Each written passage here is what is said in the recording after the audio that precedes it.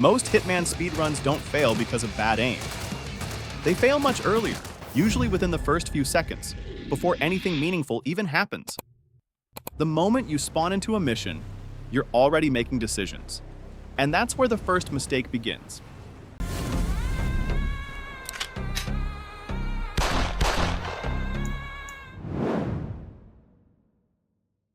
As soon as I load into a mission, I'm not just looking around or reacting to what's in front of me.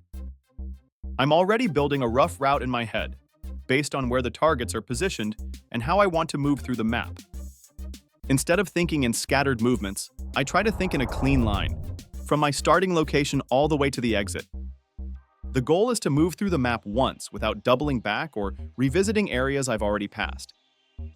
In the best case, the starting location is also the exit, turning the entire run into one continuous path. It doesn't have to be perfect, but having that direction from the beginning makes a huge difference. Once you have that route in mind, the next thing that usually happens is very predictable.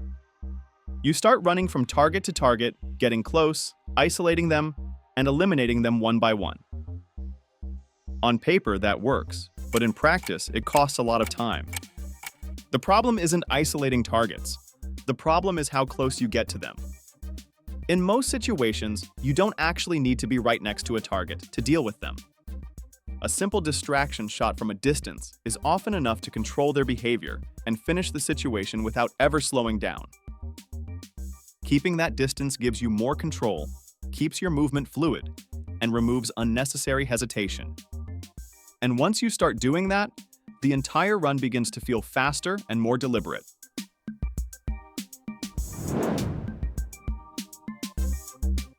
Every target follows a pattern.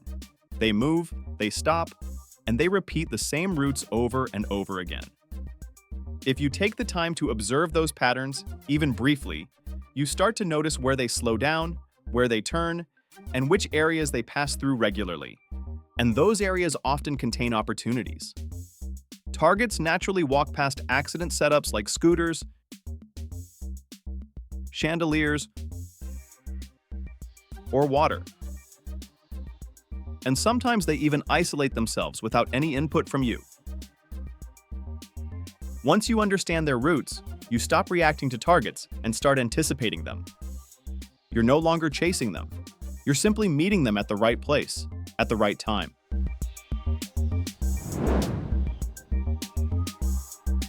In most cases, targets don't need to be hunted down. They can be manipulated and guided into positions that fit your route.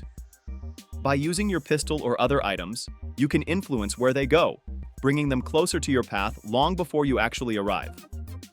That means when you finally reach them, everything is already set up. There's no waiting, no hesitation, just execution. The important part here is that the work happens in advance.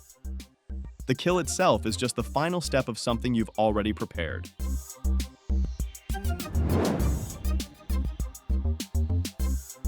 Isolating a target is important, but in many situations, moving the target itself isn't the fastest option. What really matters is the space around them. There's often an NPC nearby who has direct line of sight, and instead of moving the target out of that situation, it's often much faster to deal with the NPC. A few well-placed shots can turn them away or delay their route just enough. Because now, instead of waiting for the target to move into position, you create the opportunity instantly.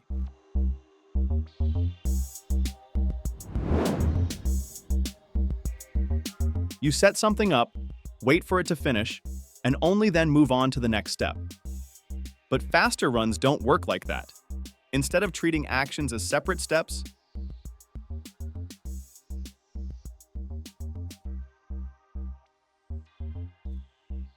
everything overlaps. While one target is moving into position, another is already being set up. While something is happening in the background, you're already progressing through the route. The run doesn't pause. It flows continuously. And that's where a lot of speed comes from. Not just from what you do, but from when you do it.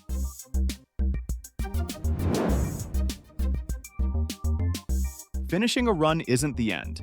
It's the starting point for optimization. Instead of moving on immediately, it's worth asking whether the same route could be done faster.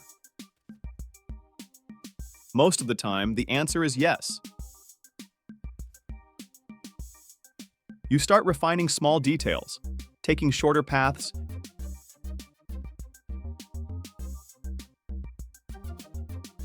using fewer shots,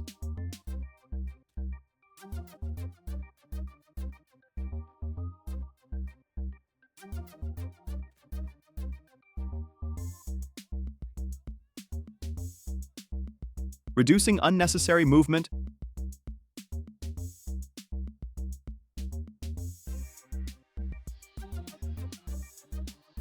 or bringing targets closer together.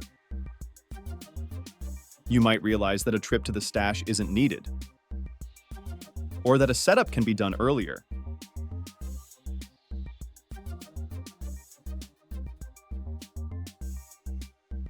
These small adjustments add up. Optimized runs aren't something you discover, they're something you build, step by step, based on what you've already done. And even if the result isn't a world record, it's still the most efficient version of your own route. It's a common situation. You finish your last target, and you're standing on top of a building while the exit is far below. It feels like the only option is to take the stairs. So you do, and lose time. But the game often gives you ways to skip that entirely. Boosts, for example, allow you to move vertically, bypass obstacles, and reach areas that would otherwise take much longer to access.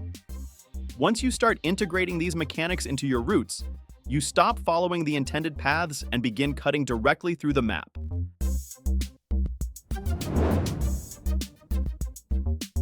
This was something that affected me for a long time. I avoided shooting NPCs, hesitated to create distractions, and stayed away from anything that felt chaotic. It didn't feel right, so I played it safe and slowed myself down. Over time, though, it becomes clear that safety often comes at the cost of speed. A quick body shot can open a path. Guards react, giving you a window to run straight through instead of going around. An explosion can reposition targets or draw them into places that fit your plan. It's not about creating chaos for its own sake. It's about using those tools intentionally. Once you become comfortable taking small, controlled risks, your options open up significantly, and the run starts to flow much more naturally.